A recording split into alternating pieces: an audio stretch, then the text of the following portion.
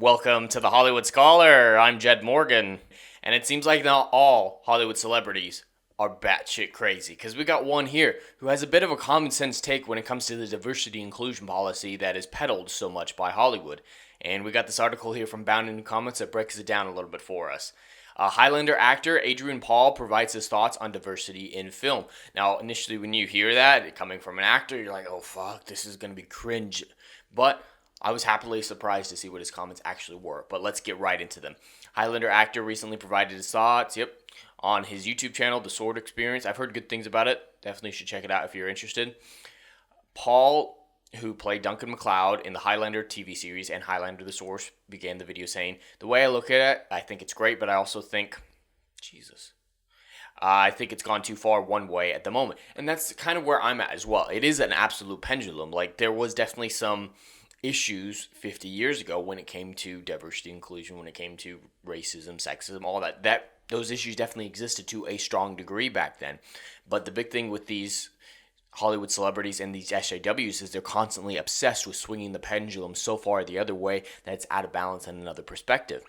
And in and of itself, not really anyone these days has a problem with diversity inclusion in and of itself, but it's about execution, motivation, and to what extent. And so it's nice to see a Hollywood celebrity recognize it's good, but execution is the problem. And that's where a lot of SJWs get mad at people like me, is like, oh, you're just against it because you hate all this and all that, you're racist, whatever. It's like, no, it's about execution. It's about taking things too far. And that's where the problem therein lies. So it's nice to see a Hollywood celebrity articulate that for these people.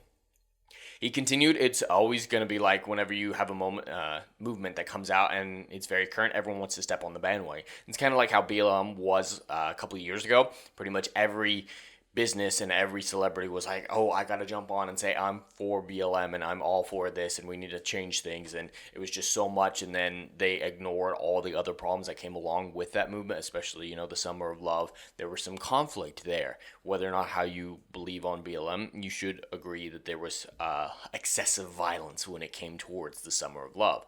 So yeah, everyone just kind of took things too far in that case, just like he's saying here.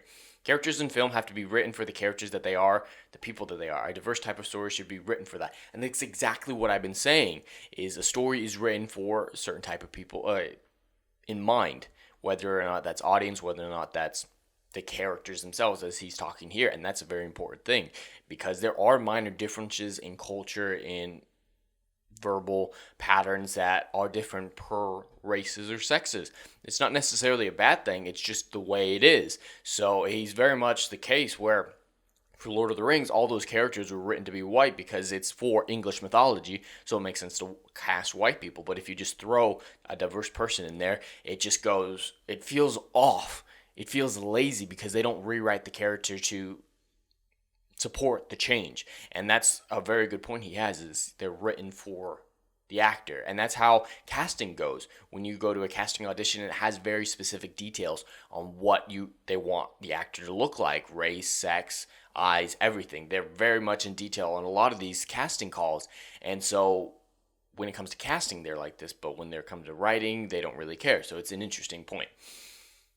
It can be, it's a Caucasian white guy of 45, and then suddenly you get an Asian guy of 62 being put in the role because it fits the diversity category. Yeah, and that just feels so out of place, and great example he put there. Paul went on, I think you have a really look at, write those roles for that particular type of group. There's a plethora of stories out there for diversity groups that are now coming to the forefront, as well as women in movie. There are a lot of women roles. And that's kind of what I was saying with the whole Lord of the Rings situation, is leave Lord of the Rings to English mythology and make an African mythology movie that's 100% black. No one has a problem with that. Those actually sound like really cool stories from what I know of African mythology. But they're never going to do that because they don't see value in non-white stories. And that's far more racist than me saying keep the characters as they are written. It's just weird that they don't see the dichotomy in their opinions, the SJWs and the other celebrities besides this one. The actor then specifically addressed female James Bond, saying, female James Bond, I don't know what about it. I'm on the fence and I'm not being one-sided on it. I think it was written for a male when you come. Absolutely, and there's nothing wrong with that. Make a new character. That's kind of where my stance has been this whole time. I actually had a security series that I was looking at, and yeah, he goes into how it's unrealistic for a 100-pound woman to be able to be a 300-man a 300-pound man in a fight, which is absolutely true, which makes it difficult to believe certain fight sequences in recent movies. So you look at something that's different, you're trying to put a square peg into a round hole, and I'm not sure that works. Yeah, even if it does fit, it just feels so off and done for the wrong reasons that everyone notices it, and it sticks out like a sore thumb, and it comes across as cheap virtue signaling, and that's where people have a problem with all these race swaps of recent years. He then concluded, again, I might be mistaken, but I think we should really sort of look at what fits. You're not going to build a canoe to go across the ocean. You want to build a big ship so you're safe. And that's a great example because he's not saying that canoes are bad. Canoes are good for certain purposes. And that's not racist or sexist to say. Certain people are better accustomed to certain things, and people have certain cultural things that make them certain types of people. That's totally fine. Write stories that accommodate their uniqueness, not trying to shove a square peg into a round hole. You just take away the uniqueness that makes diversity so important. You're literally destroying the reason why your cause matters, because people are different, and you want to show those differences, not in superficial manners, but in ways that matter, in culture, in speech patterns, and all those different, more deep things. But when you fit a square peg into a round hole, you remove everything that was special. Anyway, that's all I have for today. I'd love to hear your thoughts in the comments below. Please like, share, and subscribe, and I will see you on the next video. Anon.